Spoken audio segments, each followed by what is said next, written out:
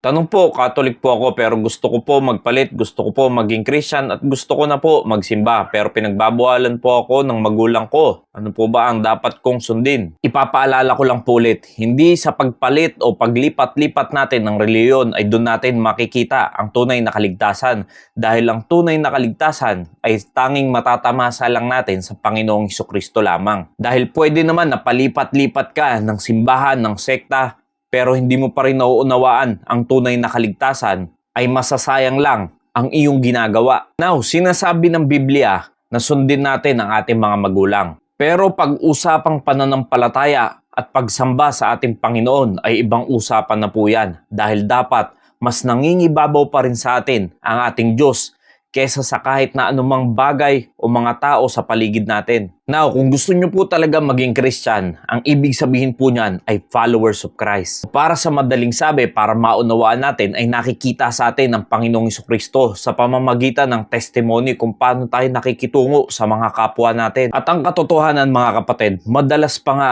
ang hadlang sa ating pananampalataya ay kapamilya natin, mga kamag-anak natin, mga kaibigan pa natin, ang mismong hahadlang sa atin. At yan ay naranasan din ng ating Panginoong Hesukristo mismo. Siya ay nireject ng sariling kanya. Being followers of Christ ay hindi po talaga madali.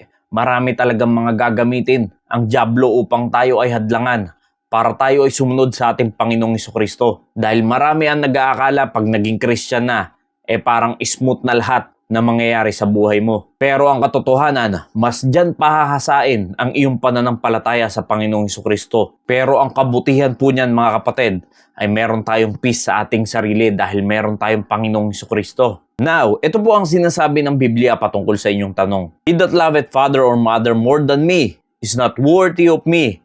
And he that loveth son or daughter more than me is not worthy of me. Nakita po natin mga kapatid, na ang dapat na mas minamahal natin ay ang ating Diyos kesa sa ating mga magulang, sa ating mga anak. Yes, totoo naman, sinasabi ng Biblia na sundin natin ang ating mga magulang. Pero kung ang ating mga magulang ang siya na mga hadlang para tayo ay magpatuloy, magpakalago at sumampalataya sa ating Panginoong Hesukristo, ubang usapan na po yan. Sa mga magulang, hindi ba tayo magiging masaya kung nakikita natin ang ating mga anak na nagpapatuloy sa Panginoon? Hindi ba tayo magiging masaya kung hindi natin nakikita ang ating mga anak sa inuman, sa kalye, sa laruan, sa computer shop, o Facebook lang ng Facebook maghapon? Hindi ba tayo magiging masaya kung nakikita natin ang ating mga anak na lagi-lagi na sa bahay-sambahan, nagbabago ang ugali na dating palamura, ngayon ay hindi na, puro kabanalan at puro Panginoon ang maririnig mo? Imbis na cellphone ang hawak-hawak sa umaga, makikita mo nagbabasa ng Biblia, hindi ba magiging kagalakan sa isang magulang ang ganyan? Anong klaseng magulang ka kung hindi ka magiging masaya kung makikita mo ang anak mo na ganyan ang ginagawa? Dahil lang ba siya ay lumabas sa pagkakatoliko?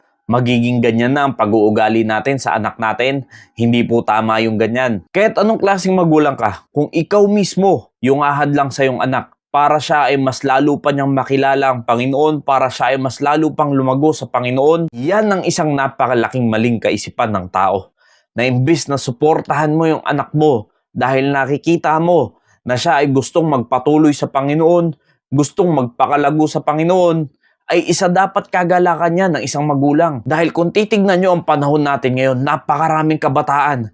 Napakabata pa lang ay buntis na, kung ano-anong ginagawa, puro bisyo, sugal, alak, droga, kung ano-ano pang kalayawan sa mundo ang ginagawa. Mas gugustuhin ba natin na lumalakad sa ganyang kalagayan ng ating mga anak? O mas gugustuhin natin na sila ay makita na nagpapakaayos sa buhay dahil sa biyaya ng Panginoon at sila ay nagpapatuloy at nagpapakalago at kinikilala pa ng gusto ang ating Diyos? Kaya't sa iyo kapatid na nagtanong, manindigan ka lang sa Panginoon. Hayaan mo ang Panginoon ang tumulong sa sitwasyon na nararanasan mo ngayon. At huwag kang tumigil na ipanalangin ang mga magulang mo na isang araw ay tunay rin nilang makilala ang Panginoon na siya lamang ang tagapagligtas. Dahil pag ang mga magulang mo ay nakakilala at nakaunawa ng tunay na kaligtasan na pinapaabot ng Panginoong Hesukristo sa atin, ay mahihila mo rin naman sila sa iyong kinalalagyan. At isang araw mauunawaan rin nila ang iyong pinanampalatayanan. Pero wag din naman na dahil nanandigan ka sa Panginoon, magiging palasagot ka na sa magulang mo dahil lang sa sitwasyon yung ganyan. Respeto mo pa rin ang iyong magulang. Magpatuloy ka lang, magpakalago ka lang sa Panginoon. At huwag kang tumigil sa panalangin na isang araw ay makasama mo rin sila. Nawa naging pagpapala po ang mensaheng ito. Marami pong salamat and God bless you all.